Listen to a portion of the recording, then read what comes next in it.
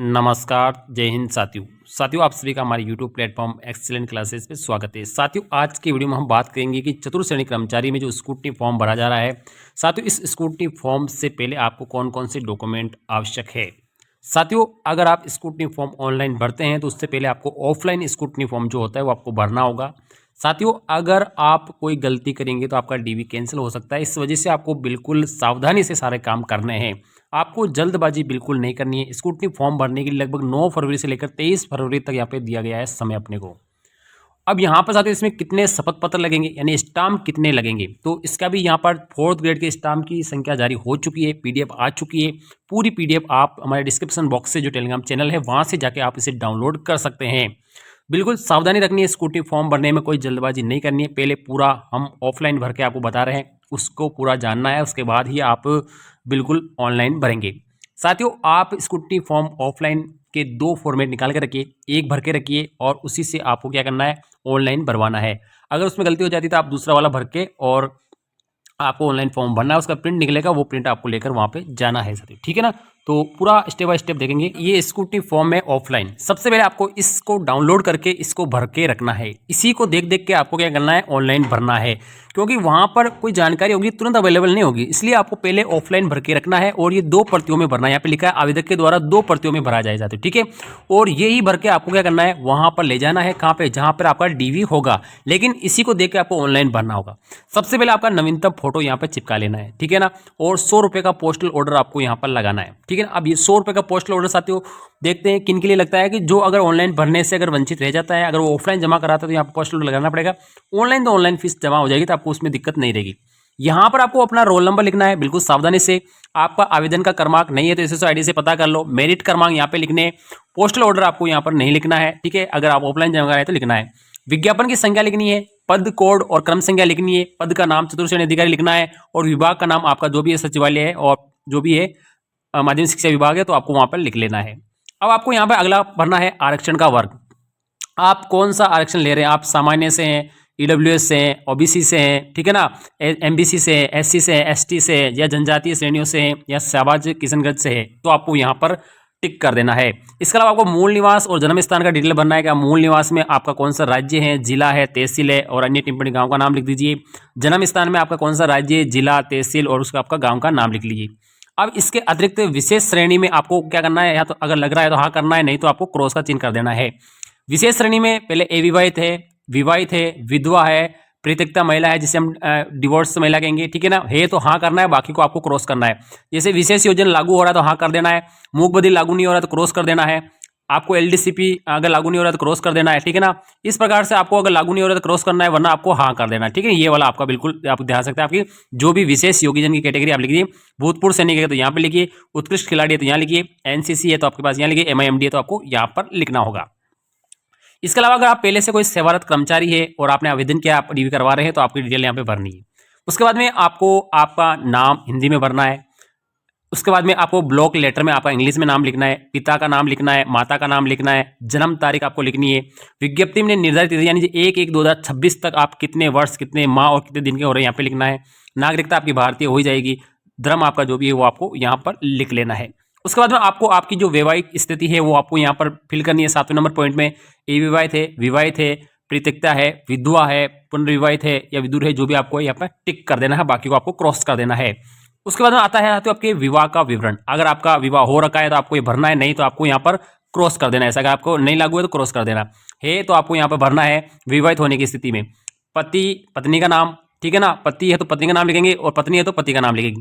विवाह की तिथि, विवाह का स्थान, पंजीयन संख्या, पंजीयन का स्थान और पंजीयन अधिकारी, जो आपका जो भी विवाह पंजीयन प्रमाण पत्र होगा उसमें सब कुछ लिखा हुआ है। संतान का विवरण भरना है विवाहित होने पे, ठीक है ना। कितने पुत्र है आपको यहाँ पे संख्या लिखनी है, उनकी जन्म तारीख लिखनी है, ठीक है ना। और उसके बाद में 10वां नंबर पॉइंट है 1/6/2002 से पहले कितने संतान है। जैसे 1 है, 1/6/2002 के बाद में कितने, तो 1 है, तो कुल मिला के 2 ही होने चाहिए, ठीक है। पत्र व्यवहार यहाँ लिखेंगे, पूरा स्थायी पता यहाँ लिखेंगे, दोनों सेम ही आपका होना चाहिए, जहां तक हो सकता है सेम ही रखना है। इसके बाद में आपको शैक्षणिक योग्यता बड़ी सावधानी से भरनी है, इसको बिल्कुल आपको सावधानी से भरना है। सबसे पहले आपको शैक्षणिक योग्यता भरनी है। इसके अंदर यहाँ पर देखिए सबसे पहला पॉइंट है 10वीं। आपको 10वीं परीक्षा जो उत्तीर्ण की है उसका नाम लिखना है, ठीक है ना। आप परीक्षा जो उत्तीर्ण की है उसका क्या करना है, नाम लिखना है। ठीक है, आप तो 10th की है तो आप यहाँ पे 10th लिखेंगे। ठीक है, क्या लिखेंगे, 10th। प्राप्तांक बटा कुल अंक, यहाँ पे लिखा है सूत्र है प्राप्तांक बटा कुल अंक, तो सबसे पहले ऊपर आपको प्राप्तांक लिख देना है। जैसे आपने प्राप्तांक जैसे मान लो 74 किए, किस में से किए, 100 में से किए, तो आपको यहाँ पे लिखना है 74 बटा 100। ठीक है ना। प्राप्तांकों का प्रतिशत यहाँ पर आ जाएगा, प्रतिशत यहाँ पे लिख देना। आपकी श्रेणी कौन सी है, फर्स्ट है सेकंड है, जो भी आपको यहाँ लिखना है, जैसे फर्स्ट में आ रहा है सेकंड आ रहा है। उसके बाद में कौन से वर्ष में आपने 10वीं पास की वो आप यहाँ पे लिखना है। ऐच्छिक विषय उसमें कौन कौन से वो आपको यहाँ लिखना है। कोर्स की अवधि 10th पास है तो केवल 1 वर्ष होगी। रोल नंबर आपको 10th के यहाँ लिख देना है। बोर्ड और विश्वविद्यालय का नाम तो आरबीएससी अजमेर लिखना आपको। ठीक है ना, 10वीं आरबीएससी अजमेर, और आपके रोल नंबर यहाँ पे आपको लिख देना है। ठीक है ना, रोल नंबर का क्रमांक 2 जगह है तो आपको रोल नंबर यहाँ पे लिख लेना है। उसके बाद में आपको हाई सेकेंडरी की मार्कशीट आपका विवरण लिखना है, जैसे 12वीं की मार्कशीट का विवरण लिखना है। ठीक है ना, आपको कुल कितने अंकों में से कितने प्राप्तांक हुए यहाँ पे लिखना है। प्रतिशत आपको यहाँ लिखना है, आप कौन सी ग्रेड से, सेकंड डिवीजन से, फर्स्ट डिवीजन, थर्ड डिवीजन से, जो लिखना है। वर्ष लिख देना यहाँ पे। उसके बाद में आपका ऐच्छिक विषय लिखना है, जो भी है। जैसे आप बीए में आपके जैसे मान लो आर्ट्स है तो आपको साथ ही हिस्ट्री वगैरह लिखनी है। आप अगर बायोलॉजी है तो बायोलॉजी का विषय लिखना है। कोर्स की अवधि 1 वर्ष की होती है। रोल नंबर लिखना है, आरबीएससी बोर्ड अजमेर लिखना है। सीबीएसई तो सीबीएसई आपको लिखना है, और आपको यहाँ पर रोल नंबर लिखना है। अदर स्टेट का अदर स्टेट का आपका जो भी बोर्ड लगता है वो आपको लिखना है। उसके बाद साथियों अब देखो यहाँ पर 2010 से पहले अगर आपने 10वीं पास की है तो सर्टिफिकेट और मार्कशीट दोनों है, और 2010 के बाद में अगर आपने 10वीं 12वीं पास की है तो आपको केवल मार्कशीट ही मिलेगी, जिसके अंदर सर्टिफिकेट और मार्कशीट दोनों एक ही इंक्लूड है। अब आपको यहाँ पे ग्रेजुएशन को आपको फिल करना है। अब साथियों आपने आवेदन पत्र भरते सख्त अगर आपने 10वीं तक की है तो 10वीं तक का भरना है, बाकी को आपको क्या करना है, क्रॉस कर देना है। 12वीं तक भी किया तो 12वीं का भर देना, बाकी क्रॉस कर देना। ग्रेजुएशन तक किया तो ग्रेजुएशन का भरना है, बाकी क्रॉस कर देना है। ग्रेजुएशन का क्या करना है आपको, जो परीक्षा आपकी है उसको उत्तीर्ण किया है। जैसे आपने बीए किया है तो आपको यहाँ पे बीए लिखना है। ठीक है ना, बीए लिख किया तो बीए लिखना है, एमए किया तो एमए। ठीक है ना, बीएससी, ठीक है ना, ये लिख के आपको यहाँ पे लिखना है। आपको वही प्राप्तांक बटा कुल लिखना है, आपको प्रतिशत लिखना है। श्रेणी आपकी जो भी है, आपकी थर्ड डिवीजन है तो थर्ड डिवीजन आपको लिखना है। इसके अलावा आपका वर्ष जो भी है वो आपको लिखना है। ऐच्छिक विषय उसमें कौन से, कोर्स की अवधि आपकी 3 साल की होती है तो आपको यहाँ पर 3 साल फिल करना है साथियों। ठीक है ना, 3 साल है। रोल नंबर आपको यहाँ पर लिखना है। आपका कौन सी यूनिवर्सिटी से आपने किया है, एमडीएस से, एमजीएस यूनिवर्सिटी है, ठीक है, JNU से, जो भी आपको यहाँ पे लिखना है, और आपकी रोल नंबर यहाँ पे लिखना है। ठीक है ना। अब आपको अधिस्नातक जिसमें एमए, एमकॉम, एमएससी है तो उसकी जानकारी आपको लिखनी है, यहाँ पे लिखना है। तो ठीक है, आपको यहाँ पे एमए लिख देना है। उसके बाद आपको प्राप्तांक बटा कुल लिखना है, आपको प्रतिशत लिखना है। ठीक है ना, आपको डिवीजन जो भी आपका यहाँ पर लिख देना है। आपके पास वर्ष लिखना है, ऐच्छिक विषय लिखना है, कोर्स की अवधि, रोल नंबर, बोर्ड का नाम जो भी है, ठीक है ना, यूनिवर्सिटी जो भी है, रोल नंबर लिख देना है। डिप्लोमा किया है तो डिप्लोमा का डिटेल आपको यहाँ पे भरना है। अन्य कोई उपाधि बीएड वगैरह करके, बीएसटी वगैरह करके तो आपको यहाँ पर लिखना है। तो ये तो आपकी शैक्षणिक योग्यता होगी जो आपको बिल्कुल कंप्लीट जानकारी यहाँ पर भरनी है। उसके बाद में अगर इंटर्नशिप इसमें लागू नहीं है तो इसको आपको छोड़ देना है, यहाँ पे क्रॉस कर देना है। इंटर्नशिप हमारे यहाँ पे लागू नहीं होती है। अनुभव आपके पास कोई नहीं है, अनुभव भी आप काट देना चाहते हो, अनुभव का इसमें कोई रोल नहीं है साथियों। उसके बाद में अतिरिक्त सूचना इसमें लिखा है, यदि आपने पूर्व की सूचना अगर कोई भिन्न है तो आपको यहाँ पर देना, ये भी अपने काम की नहीं है। ठीक है, ये सब कुछ पहले कर्मचारी है उनके लिए है। उसके बाद में अगर आप कोई छूट पा रहे हैं, आयु में पा रहे हैं, तो यहाँ पे आपको प्रमाण पत्र संलग्न करना है। आप कोई विशेष योग्यता अनुभव रखते हैं, मेडल है, तो आपको यहाँ पे भरना है। आप कोई शोध कार्य कर रहे हैं, पुस्तक कर रहे हैं, तो आपको यहाँ लिखना है। बाकी आपको छोड़ देना है, जरूरत नहीं है तो नहीं है। आपको पहले कहीं ब्लैक लिस्टेड करता है, ये आपको तीनों ही लागू नहीं होगी। जहां तक हो सकता है ये आपके 5 पॉइंट आपके लागू नहीं होंगे, तो इसको आपको खाली छोड़ देना है।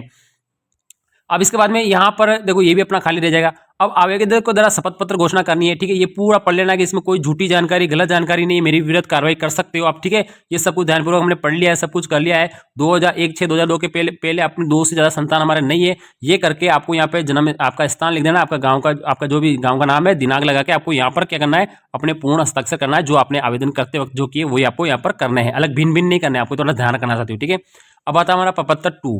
अब इसमें क्या करना है, आपको यहाँ पर अंक पत्र लिखना है। सबसे पहले हम यहाँ पे क्या करेंगे, अंक पत्र का मतलब होता है मार्कशीट। ठीक है ना, तो आपको 10वीं की मार्कशीट यहाँ पर लगानी है। अब उसकी जारी क्रमांक यानी उसका नामांकन जो भी है, नामांक जो होता है, ठीक है, आपके उसका रजिस्ट्रेशन नंबर वगैरह होता है, वो रजिस्ट्रेशन नंबर आपको यहाँ लिखना है। उसके नीचे आपको इसकी दिनांक लिख देनी है। ठीक है, और यहाँ पर इसको संलग्न कर रहे हैं। जैसे अब अगर आपने 2010 से पहले अगर 10वीं कर रखी है तो 10वीं की मार्कशीट अलग आती थी और सर्टिफिकेट आपका अलग आता था। मार्कशीट को 1 नंबर देंगे और सर्टिफिकेट को हम 2 नंबर देंगे। आपको यहाँ पे 1 नंबर और 2 नंबर लगा देना है। ठीक है, अब यहाँ पे साथियों, यहाँ पे आपको थोड़ा ध्यान रखना है, अगर 10वीं 2010 से पहले करते मार्कशीट आ गई तो मार्कशीट में 1 नंबर लगा देना है। और यहाँ पे इस 10वीं का यहाँ पे ये सर्टिफिकेट है और सर्टिफिकेट को आपको यहाँ पे 2 नंबर लगाना। अब सर्टिफिकेट के रजिस्टर नंबर अलग होते हैं, उसकी जन्म तारीख अलग होती है। ठीक है, जारी करने की तारीख अलग है। 10वीं की मार्कशीट की आपका जो रजिस्टर नंबर है वो अलग है साथियों, और आपकी डेट जो जारी करने के परिणाम की वो आपको लिख देना है। ठीक है, आप उसको देख लीजिए, क्लियर लिखा होता है। ठीक है, अब उसके बाद में 12वीं की मार्कशीट लगानी है, तो 12वीं की मार्कशीट के आपको क्या करना है, रजिस्टर नंबर लिखने हैं और आपको जारी करने की तारीख ना, रिजल्ट कब आए आपका, और इसको आपको 3 नंबर दे देना है, ठीक है। अगर आपके 2010 से पहले है, ठीक है ना, और 2010 के बाद में है तो आपको 1 नंबर, इसको 1 नंबर देंगे, ठीक है। ये दोनों को 1 नंबर ही देंगे, ठीक है, क्योंकि प्रमाण पत्र 2010 के बाद में एक ही आ रहा है, तो आपको 1 नंबर दे देना है, ठीक है। समझ गए होंगे आप, बिल्कुल ठीक है। इसको 3 नंबर दे दिया। अब यहाँ पर ये उपाधि प्रमाण पत्र 12वीं की अगर सर्टिफिकेट है, सर्टिफिकेट को यहाँ पे आपको लिख देना है और आपको इसको 4 नंबर दे देना है, ठीक है। तो ये तो साथियों अगर 2-2 है तो, और अगर 2-2 नहीं है तो आपको क्या करना है, आपको बिल्कुल साथियों क्या करना है, आपको यहाँ पर बिल्कुल 1 नंबर 2 नंबर, आप 1 नंबर हो गया, और यहाँ पे 2 नंबर और 2 नंबर हो गया, ठीक है। लेकिन आपको साथियों क्या करना है, बिल्कुल सावधानी रखनी है, बिल्कुल 1 नंबर है तो इसको आपको 2 नंबर ही देना है, ठीक है। 1-1 है तो 1-1 नंबर और 2 नंबर दे दिया, ठीक है, क्योंकि 1 है 1 नंबर। उसके बाद में आपका बीए का आपका जो भी मार्कशीट है, आप तीनों मार्कशीट लगाओगे, ठीक है, तो उनकी आपको यहाँ पर तारीख लिख देनी है साथियों, ठीक है, समझ गए होंगे। और आपको अब बीए में 3 मार्कशीट होती है, ठीक है ना, तो आपको एक पर क्या करना है, अलग नंबर लगाना है, ठीक है। इस पे 4 लगाएंगे, उस पे 5 लगाएंगे, उस पे 6 लगाएंगे, ऐसे 6 नंबर लगाना है, ठीक है, नंबर लगाते चलेंगे। और अगर उसका सर्टिफिकेट है, ठीक है, इसका सर्टिफिकेट है तो उसको हम क्या करेंगे, 7 नंबर लगा देंगे, ठीक है। उसके बाद में आपके एमए का रखा है तो एमए की 2 मार्कशीट होती है, ठीक है ना, तो यहाँ पे रजिस्टर नंबर और तारीख लिखें, उसके बाद हम 8 नंबर लिखेंगे एक में, और एक में 9 नंबर लिखेंगे, ठीक है। और अब एमए का सर्टिफिकेट है तो आपको उसको क्या करना है, आपको उसको 10 नंबर लगा देंगे, ठीक है। ऐसा करके आपको क्रम चलना है। अब आपके पास कोई भी अगर डिप्लोमा है तो डिप्लोमा का नंबर लिखना है, उसको आपको 11 नंबर दे देना है। उसका अगर सर्टिफिकेट है तो उसको आपको 12 नंबर दे देना है, ठीक है। इस प्रकार से आपको नंबर देना है, ठीक है ना। अब आगे चलेंगे तो हमारे पास अनुभव प्रमाण पत्र का कोई है नहीं है, पर लागू नहीं होता है तो इसको अपन नहीं देंगे, ठीक है। मूल निवास आपके पास सबका होगा, डिजिटल होगा, तो उसको हम क्या करेंगे, उसको 13 नंबर दे देंगे, ठीक है। जाति प्रमाण पत्र आप जिससे बिलोंग करते हैं, ईडब्ल्यूएस से करते हैं तो ईडब्ल्यूएस का लगाएंगे, एससी से करेंगे एससी का लगाएंगे, एसटी का तो एसटी का लगाएंगे, अन्य पिछड़ा होगा, अति पिछड़ा तो अति पिछड़ा। ईडब्ल्यूएस के लिए आपके साथ नवीनीकरण करवाना है, ठीक है, सर्टिफिकेट लगाना है, और आपको अगर नवीनीकरण नहीं करवाया है तो आपको शपथ पत्र लगाना है, ठीक है। तो एक को आपको करेंगे, अगर ओबीसी का है, ठीक है, कौन सा है, ओबीसी का है तो आपको उसको 14 नंबर दे देंगे, ठीक है। और अगर एक और लगा रहे हैं तो 15 नंबर दे देंगे, ठीक है। अन्य प्रमाण पत्र आपके पास कोई है तो उसको आपको क्या करेंगे, आपको उसको 16 नंबर लगा देंगे, ठीक है, इधर 15 नंबर लगा देंगे, ठीक है। जितने डॉक्यूमेंट लगाएंगे क्रम से आपको बस नंबर लगाना है, ठीक है। ये कार्यालय के लिए टिप्पणी है तो ये आपको नहीं भरनी है, आपको यहाँ पे कुछ नहीं भरना है, ये जहाँ पे अपन डॉक्यूमेंट वेरिफिकेशन कराएंगे वो वाले भरेंगे, ठीक है। अब यहाँ पे शिक्षा संबंधी प्रमाण पत्र 3 है, इसमें लिखा है कि आवेदन करते वक्त आपने परीक्षा उत्तीर्ण नहीं की, ठीक है, लेकिन बाद में अंतिम तिथि तक आपने कोई परीक्षा में सम्मिलित हो गए हैं तो आपको ये डिटेल भरनी है, तो आपको यहाँ पे भरवा लेनी है, और आपके खुद के साइन करके आपको कोई राजपत्रित अधिकारी से आपको साइन करवा लेने, ठीक है। अगर आपके आप शामिल हुए ले और तब तक आपकी डिग्री नहीं है तो आपको यहाँ पे कराना है। अब आपको चेकलिस्ट करना है, ठीक है। अब चेकलिस्ट में क्या करना है साथियों, सबसे पहले शैक्षणिक योग्यता में आपको देखना है कि आप कौन सी लागू होता है, टिक जो लागू होता है उस पर, ये लागू होता है उस पर टिक कर देना, ये लागू होता है उस पर टिक कर देना, ठीक है। उसके बाद में कार्यालय वहाँ पे आगे से करेंगे, ठीक है। तो ये तो होगी शैक्षणिक योग्यता। अगर आपको इस श्रेणी में अगर छूट ले रहे हैं तो आपको उस पर टिक कर देना, जो भी आपको लागू होती है उस पर आपको टिक कर लेना पड़ गए, सी श्रेणी हो गई। उसके बाद में ये अनुभव हो गया, अनुभव में आप जो भी लगते हैं तो उसको आपको टिक कर देना, जिसमें आपके लागू होता है उसमें आपको टिक कर देना है। उसके बाद में आयु में अगर आप कोई छूट लेना चाह रहे हैं तो आयु में जो भी छूट है तो विज्ञप्ति के अनुसार क्या है, उसकी विज्ञप्ति की आयु सीमा क्या है, ठीक है, और किस श्रेणी में क्या है तो आपको यहाँ पे लिख देना है। अगर छूट ले रहे हैं तो आपको यहाँ पे टिक करना है, नहीं ले रहे तो आपको कोई दिक्कत वाली बात नहीं है। ये आयु हो गई, आयु सब तरह की है, सब में छूट मिलती है। अगर आप छूट का लाभ ले रहे तो है, बाकी नहीं ले रहे हैं तो कोई दिक्कत वाली बात। अब आपको यहाँ पे पूरा साइन कर देना है। उसके बाद आपको नोट में थोड़ा सा पढ़ लेना है कि ये आपको लागू होता है या नहीं है, तो नहीं है तो कोई दिक्कत वाली बात नहीं है। अब परीक्षा की टिप्पणी है, आपको कुछ नहीं भरना है साथियों। यहाँ पे जब अपन वहाँ पे कार्यालय में जाएंगे जहाँ पे डीवी करवाएंगे वो भरेंगे, तो अपने को यहाँ पे कुछ नहीं भरना है। इसके अलावा यहाँ पर साथियों ये भी अपने को कुछ नहीं भरना है, वो कार्यालय वाले भरेंगे। अभिशंसा करेंगे कि बिल्कुल ये पात्र है, राइट है, हाँ नाम है, पात्रता करेंगे, ठीक है। और यहाँ पर आपका जो परीक्षा करने वाला है वो आपका सिग्नेचर सील साइन कर देगा, मतलब इसके सारे डॉक्यूमेंट एक्यूरेट है, ऑनलाइन और ऑफलाइन में हमने मिलान कर लिया है, बिल्कुल राइट है। फिर यहाँ पे वो जो परीक्षा का हमारा जो भी अधिकारी होगा यहाँ पे साइन कर देगा, तो हम बिल्कुल क्या होंगे, वैलिड माने जाएंगे। और वैलिड होगा तो हमारे पास क्या होगा, हमारा जो स्कूटी फॉर्म है वो कंप्लीट हो जाएगा, दस्तावेजों की जांच बिल्कुल सावधानी पूर्वक हो चुकी है। पूरा प्रोसेस ऑफलाइन प्रोसेस मैंने आपको बता दिया है। इसी प्रकार से आपको एक एक चीज आपको यहाँ पर लगानी है, बड़ी सावधानी से लगानी है। कोई दिक्कत है तो हमें कमेंट बॉक्स में जरूर करिए, हम आपको पूरा हेल्प करेंगे साथियों। तो यही प्रोसेस रहने वाला है, और अगला वीडियो हमारा आएगा उसमें शपथ पत्र में बताऊंगा इसमें 4th ग्रेड में कौन कौन से शपथ पत्र लगेंगे साथियों, ठीक है। थैंक यू, धन्यवाद।